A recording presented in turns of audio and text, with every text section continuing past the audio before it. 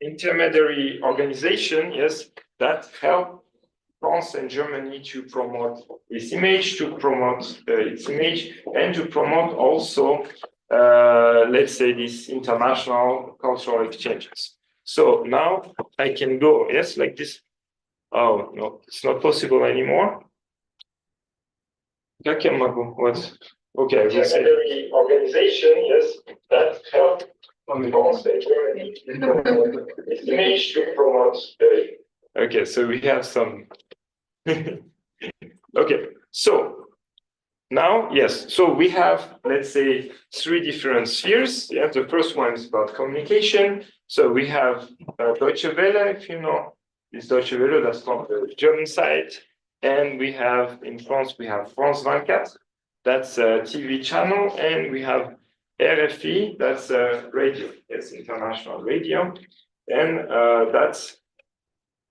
that is about communication, yes.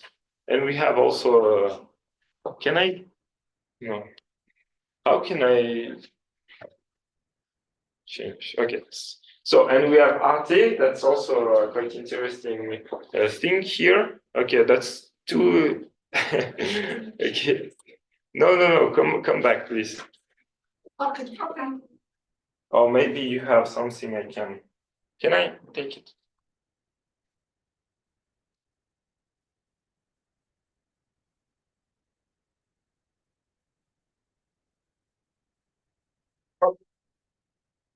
So, like this.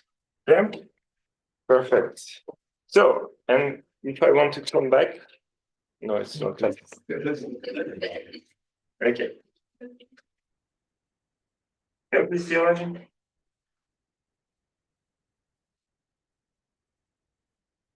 Yes. Perfect.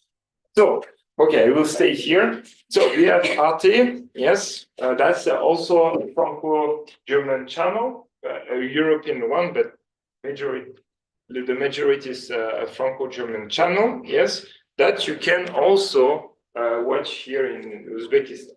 So, and then we have the second, let's say, aspect of cultural diplomacy. It's about education. Yeah, that's maybe for you the most important one. So we have two things here. We have the first one in from the German side. We have the DAAD, which can help you somehow first. Let's say to learn a bit German, because we have some at least 4 teachers, German teachers that are sent from Germany in order to teach German, but not, unfortunately, not at this university. That's at the National University and in Tashkent, and at the University for Foreign Languages. Yes, and you have one in Samarkand and another one in Andijan. Okay, and it helps you also, it provides scholarships to study in Germany as well. So, and we have the same principle here from the French side. That's the Campus France, which is located at the French Alliance. So I will give you also something, and that's the French Institute for Central Asian Studies. So I'm a research fellow. That's also about cultural diplomacy, but let's say in the sphere of, or in the field of education. And the last one, and we will speak about it, that's about culture and language. So we have here in Tashkent one Goethe Institute. So there you can learn German, but they are also doing some cultural events, yes. And you have the same at the French Alliance in Tashkent. Okay, I will speak about it a bit later, but you just have to understand that here we have two aspects. Also, we have culture and we have languages, yes? And we will focus especially on the cultural aspects, so the cultural events that are organized by these two institutions. Okay, and of course, we have this Franco-German Cultural Institute in Bishkek. I will speak about it later. And it is called Culture Ensemble. Okay. So here we have to understand, maybe it's more about details for you, but it's quite important. We have two different types of organizations. So the first one, we have the French style, let's say, that is around the French embassy, yes, that is really led by the embassy. And we have the German one, which is, let's say the Goethe Institute is not an institution of the embassy. Yes, it is an association, so it is separated from the embassy. That is very important to understand the two different things. We have, of course, some autonomy of the French islands in Tashkent, but it's a bit different. Okay. Okay. So, and now we have to explain also that there is two types of thinking in terms of cultural diplomacy. So, as I mentioned before, we have, let's say, to define cultural diplomacy, we have the first one is to promote the image, yes, of the country, so the promotion of national culture, and the second one is about international, let's say, cultural exchanges, yes. So the first one, it looks like this, yes, that's the promotion of national culture. So we have different culture, yes, they are somehow homogeneous, so that's, we have the French culture, we have the German culture, we have the Uzbek culture, yes, and somehow, if we want to promote our national culture, we will make some meeting, we will make some encounter, but they won't touch each other. They will touch each other, but they won't interfere. So that's the first, let's say, approach we have on culture. Yes, that we have really national cultures, and that's all. Okay, and then we want to promote our national culture. But of course, it's a bit different in reality. Yes, as you know, in our countries, we have indeed not just one national culture, but we have different cultures inside the country. Yes, so it looks more like this. Yes, yeah.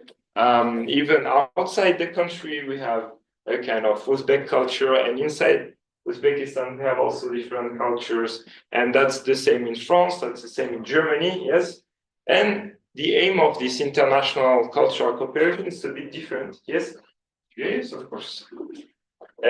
It's a bit different. It's not. It's no more about promotion of national culture. It's about creating encounters between different cultures. So it looks more like this. Yes. So you can see here, we have some encounters, and through these encounters, we can create somehow new cultural spaces. Yes, in order to create something new. And we have one example. So for the first case, we can say, for example, that a French, let's say, we can say that the French embassy will send one saxophonist, yes, from France to Uzbekistan, and from Uzbekistan maybe they will send, I don't know, someone with playing karnal. Who knows? I don't know, but something like this. Yes, that's the first. It's about promotion of culture, and here we have something different.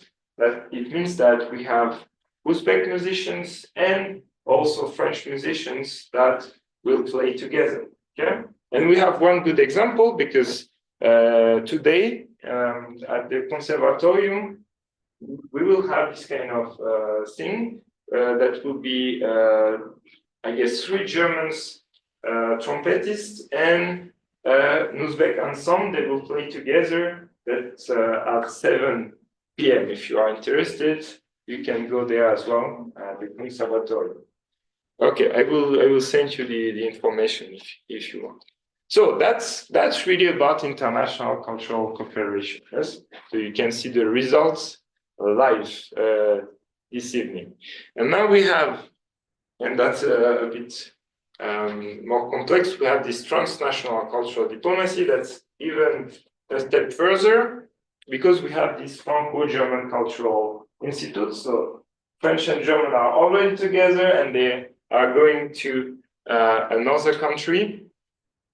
So that means that for example, we will have French saxophonists, we will have German drummers, and we will have Uzbek, I don't know what, guitarists, who knows? Yes, and they will play together. So that's a bit different, and that's the first time in history that we have this kind of cultural diplomacy, a binational cultural diplomacy, going to a third country. Okay, and we have here without music, maybe like this. Well, I know. Should be here. No. Book. Here's book. So I'm sorry, it's without the sound. But the most important thing here, that was one French bassist, counterbassist, and another German. Well, here we cannot see. Yes, that's the French one, and the German pianist that they were playing together with also Kyrgyz, let's say, French instruments. So I don't know, it's not possible to make it. And then organizing a concert together.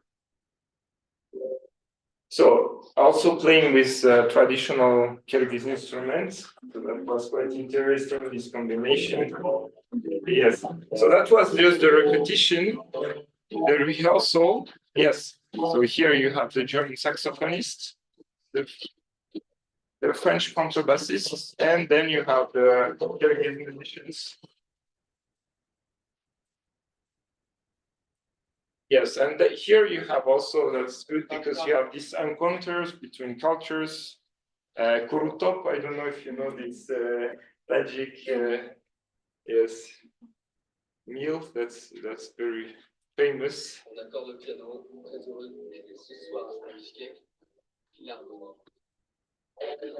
Okay, and then that's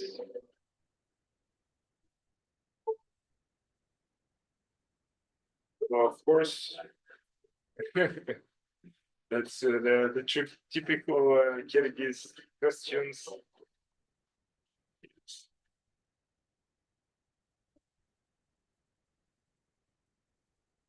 Then, of course, in the Kyrgyz mountains as well, because they are really beautiful in yurts.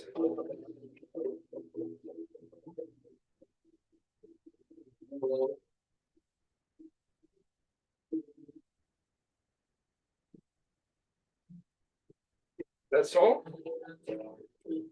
So here you have a quite of interesting example of how it works concretely in terms of international cultural cooperation. Yes, so you can see that's this idea of culture ensemble. Yes, so you have two meanings with culture ensemble. So culture, I guess that's the same in Russian. It's not the same, by the way, in Uzbek, but you can understand. So culture and ensemble. What does it mean? Ensemble, yes. So you have the same ensemble, and in French it means also together. Yes, together. So it means doing culture together. Doing culture together. That, for example, playing a concert together, but it also means bringing also people from different horizons together. Yes, that's the main idea. I mean, you have two meanings behind this. Yes, this idea, and then culture ensemble is okay. I won't explain it. Just here we have. That's not the only one we have in Bishkek. The first one was in Ramallah. That's in Palestine, and we have other also Franco-German cultural institutes. One in Minsk, Glasgow, Atlanta, and Cordoba in Argentina.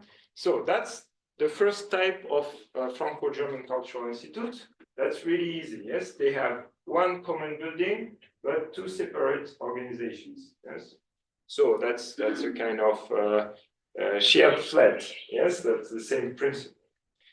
Okay, so that means that it's easier to, of course, to make common cultural events, but still they have separate budgets and they are somehow independent. And then we have, and that's the new thing, we have 4 new integrated institutes. So the one in Bishkek, of course, in Erbil, Palermo, Erbil is in Iraq, Palermo in Italy, and Rio de Janeiro in Brazil. Yes, and that's a bit different. Okay, they have also a shared building, but they have also a shared cultural budget. Yes, so they are doing really something together because they have a kind of budget for that. And of course, in Bishkek, it's a good amount, especially for the region, because they can do then a lot of things. And before it was, let's say, harder to bring the money, but through this Franco-German Cultural Institute, because you are sharing the money, it's easier than to make events. Okay, so here we have some challenges, of course, because we have this thing. The first thing is about the language. Yes, so the language, of course, you have to know the local language. Yes, which is Kyrgyz. Of course, Russian is very useful. It's more useful, by the way, in Kyrgyzstan than here in Uzbekistan. But you have also to understand German as well as French, or French if you are from Germany, in order to communicate also together. That's a quite challenging, let's say, thing, because it's hard to master somehow 4 languages plus English, of course. Yes, it's hard to find the appropriate personnel for that. And what is even more harder, that's to understand each other administrative system. Yes, because you have a common cultural budget, but somehow you have to understand how the other are working. Yes, and this kind of thing, that's quite hard to understand. But what I observed is that let's say the personnel there are in good contact. Yes, so you have somehow warm relations, and that helps to make this kind of initiative. And the most important thing, it's a local initiative. Yes, so it was not imposed from Paris or Berlin. That was really a wish from the former ambassadors of French and German ambassador of Kyrgyzstan to make this kind of project. Okay, so that's the second step. It's to understand also if we have this Franco-German Cultural Institutes in let's say in Bishkek, and we have to understand around. Yes, well, what do we have around? We don't have only the French and German soft power. We have also the Russian soft power, the Chinese soft power, the US soft power, the Turkish soft power is also important, Korean soft power as well, and so on. Yes, so I focus especially on these 3 and Turkish as well, in order to understand. So I won't explain everything here, but just a very interesting thing. Okay, here maybe make some research is not only in Kyrgyzstan but also in Uzbekistan. In Uzbekistan, you have 4 American spaces. Yes, 2 in Tashkent, by the way, an American center and a window on America. And you have 1 American center in Karshi, which is interesting, and in Namangan. Okay? And about the Confucius Institutes, you have 2 Confucius Institutes in Uzbekistan, 1 in Tashkent, and the other one in Samarkand as well. Yes, so about Kyrgyzstan, and you have also Ruski Dom here as well. And about Turkish, I don't know exactly. But I need to make some researches on Turkish soft power in Uzbekistan as well. But let's say in Kyrgyzstan especially, they are really present. I guess in Uzbekistan as well. Okay, what I observed about it is that everyone has its own audience. Yes, so they are not really kind of concurrence because everyone will go somehow where he wants. So, for example, the Russian soft power, it's a bit different. Yes, of course, it's about the youth, but also the people that want somehow to work in Russia. Yes, so it's a bit different. And let's say the people that are interested in the US or in China, they are also different. Yes, you have different profiles. Okay, so now that's the most interesting thing, I guess. That's about the French and German Cultural Institute. They have also young audience. Yes, the people who want to, let's say, go to France or Germany. They are somehow different than the people who want to, let's say, study abroad, for example, in China or Russia. Okay, that's different. That's different people. By the way, we can try here to understand. First, who wants maybe to study abroad? Yes. Yes, you four. What about? And you don't want to study abroad? Hmm? Okay, so only five. Yes. Okay, where exactly? Maybe Germany. Germany. USA. USA. USA. UK. UK. I would travel around. Travel around. What about you? No. No, you don't want. Okay, so you want to stay here. What about you? France. France? Okay, interesting. And you don't want. Okay, that's also possible. Okay, so you can see you have different profiles as well. In that case, so mostly Europe, but also the US, okay, and maybe all around. So no one wants to go to China. Okay, that's but there is a lot of offers as well. Okay, so here we can see that you have, of course, one French institute, I mean, French Alliance in Tashkent, also in Samarkand. Okay, it was opened 2023. Yes, Macron came at that time to Uzbekistan, and they opened and they decided to open one institute here in Samarkand. Okay, and you have also a lot in, let's say, Kazakhstan. And here, that's about the Goethe Institute. Yes, so you can see here you have one Goethe Institute in Tashkent, but you have also one Goethe Institute in Kazakhstan. That's all, yes, about the Goethe Institute. But you have also language learning centers all around Central Asia. And in Uzbekistan, you have one learning center in Andijan as well. And a lot of learning centers in Kazakhstan, especially in the north part, because you had before also a lot of German. You had a big German minority in Kazakhstan. That's why there are some very tense, let's say, relations between both countries. Okay. And you have this cultural ensemble, let's say, in Bishkek. Okay, so I observed a lot of different initiatives in Bishkek. So you can see that was this Jazz Makom, by the way, that was this video. Tuck, tuck, tuck. So you can see that was one of the biggest events they organized. Yes, so it was not only it was in Bishkek, of course, but it was not only about Kazakhstan, but the whole region.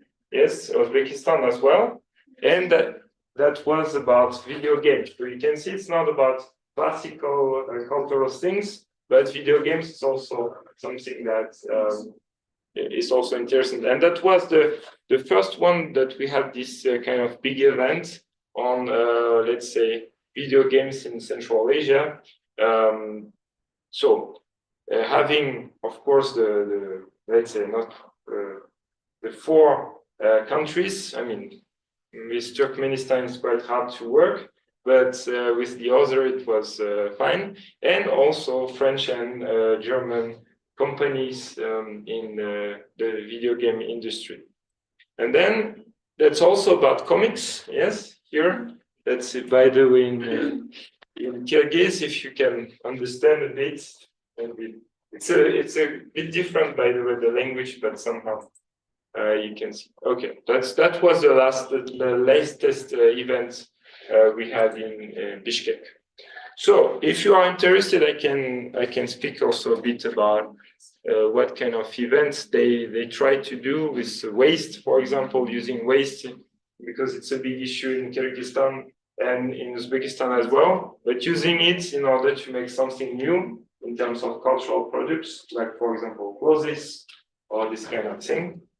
And yes, there is some, let's say, in order to conclude, there is some questions, of course, about this transnational cultural diplomacy. And the first one, I guess that's the most important one. It's about this artificiality or authenticity of these transnational cultural exchanges. Yes, if somehow it will be a bit like artificial, if we are bringing some artists together, or if we can really have genuine new experiences, creating really interesting cultural content or not. That's the first question we have. And also, and that's the most important thing, we have to go beyond the promotion of national culture. It's more about promoting some values, let's say, we have in Western Europe. And the most important one, I guess, that was about peace. Yes, because you can understand that France and Germany, yes, now they are somehow friends, yes, but in the past that was not the case. We can say that we have 300 years of war between France and Germany, of course, with some breaks, but somehow it's the case. And now we can do this kind of binational cultural institutes, which is very interesting. And especially in Kyrgyzstan, because of this tension somehow with Tajikistan, we can understand that it has a kind of resonance in this kind of project also in Central Asia. Okay. And that's all. Thank you. Thank you very much. So if you have some questions, feel free to ask.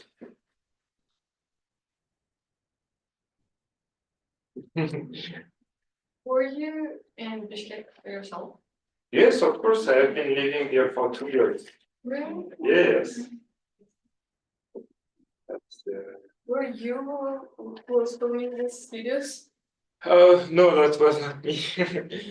That was no. I took some pictures, but I'm a very bad photographer, so sorry.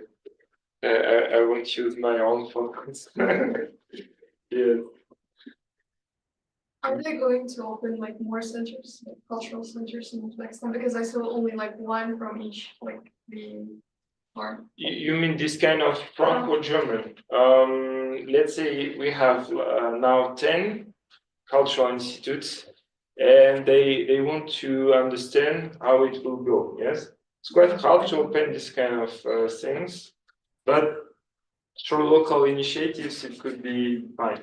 I guess the first step we can do is to bring somehow the Goethe Institute and the French Islands in Tashkent together. Yes, that is somehow the first step, and then we will see if we can open something like this in Uzbekistan as well. Yes.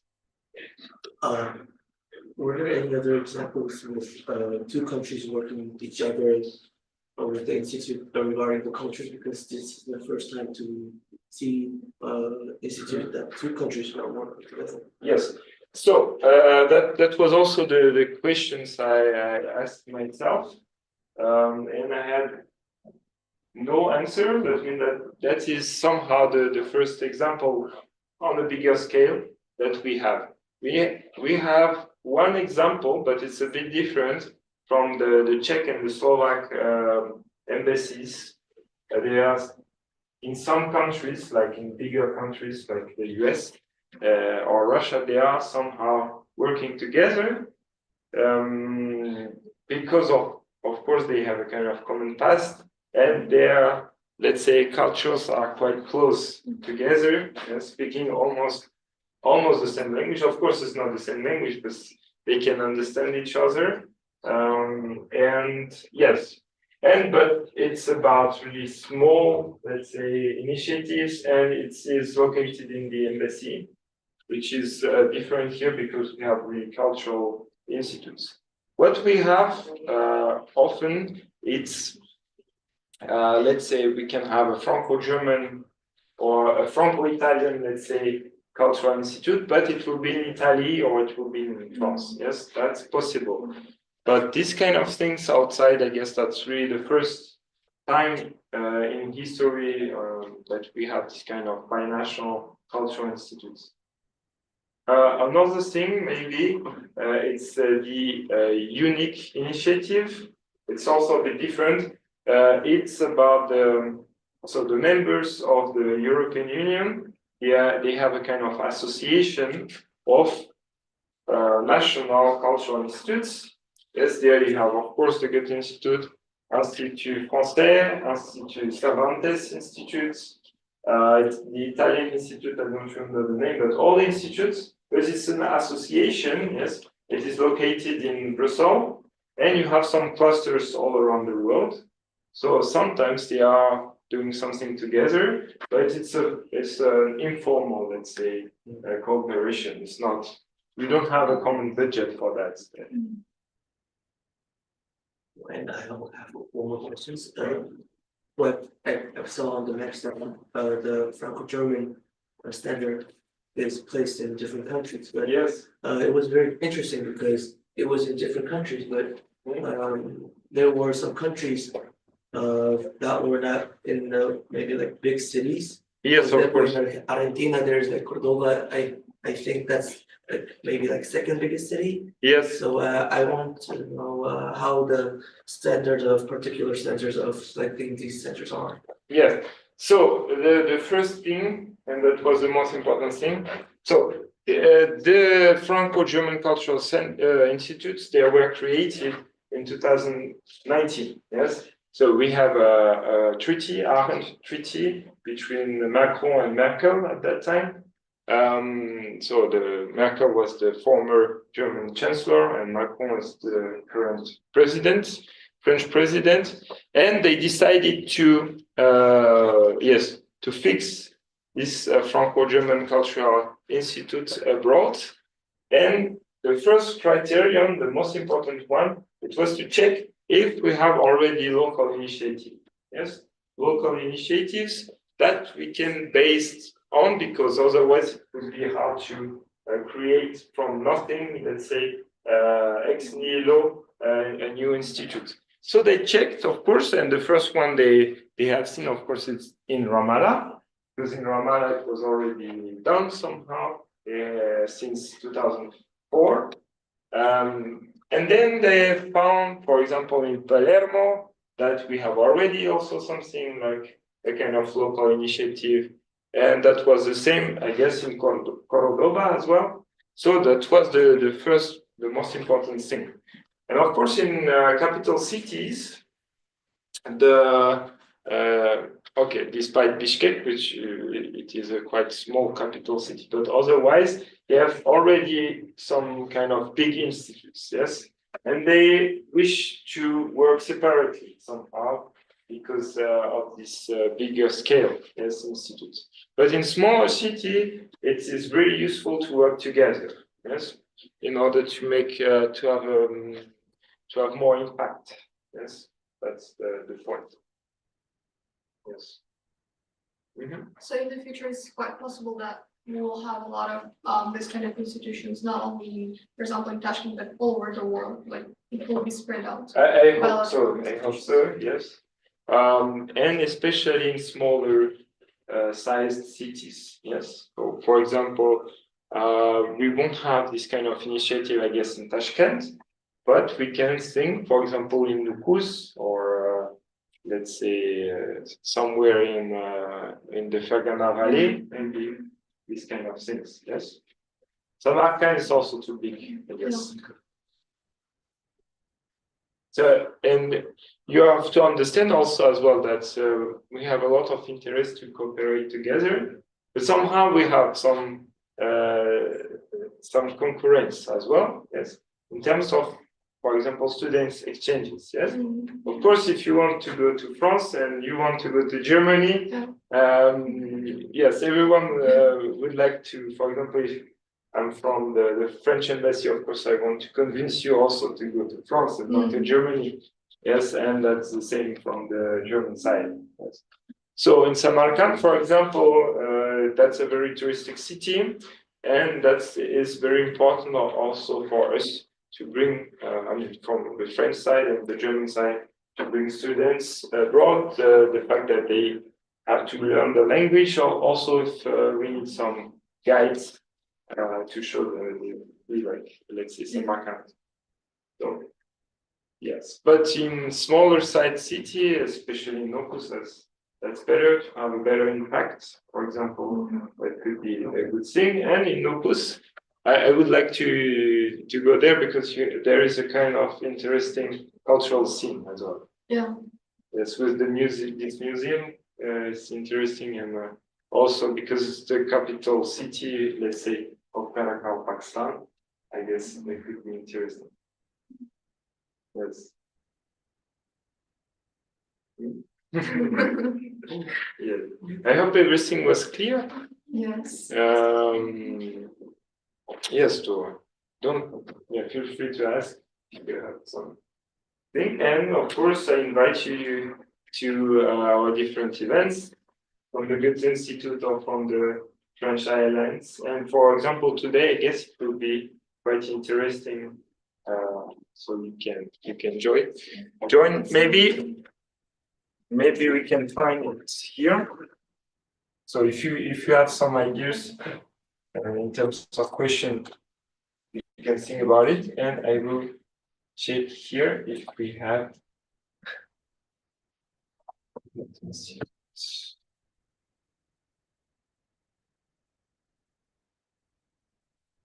And that's this one. Here. Okay, so the internet is not better than in Webster.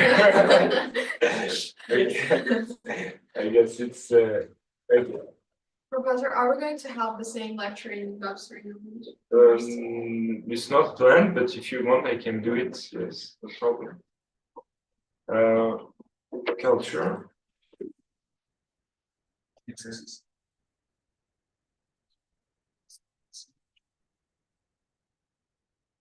This one.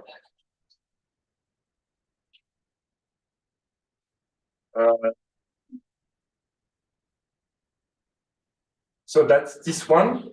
Where can I see?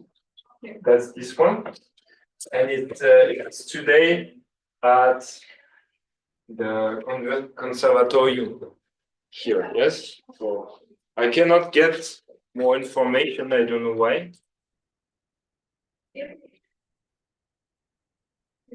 Okay.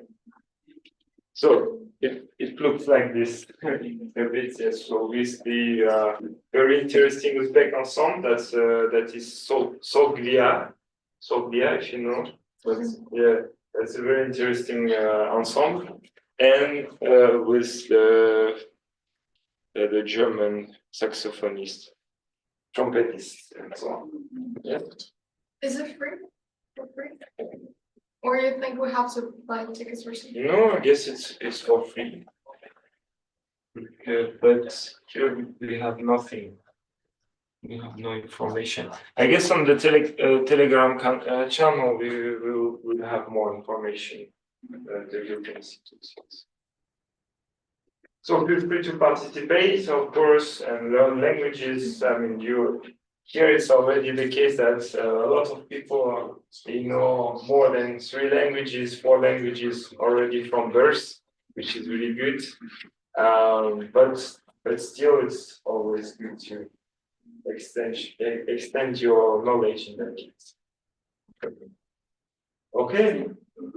So if you have no question, let's close the round and we can discuss in informal also way right now.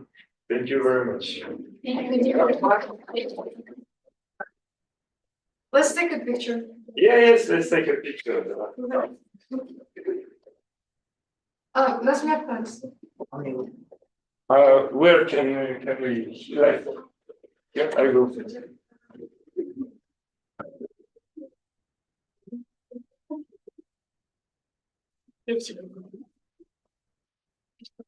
So let's take a picture. I don't know like where exactly or yeah, here it can be fine.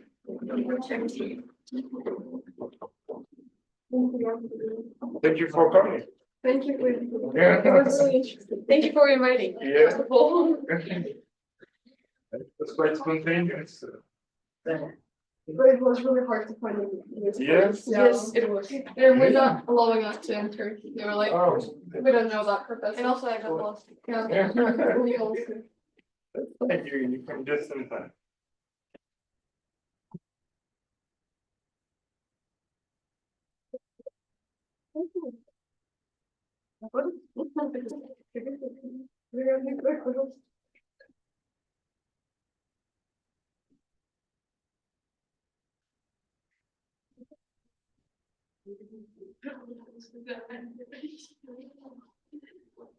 Thank you very much.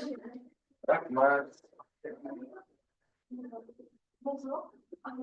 what are you studying here? What are you You studying? mean Huh? translation and swearing? Yes, from Uzbek to English. Uzbek. Oh, okay.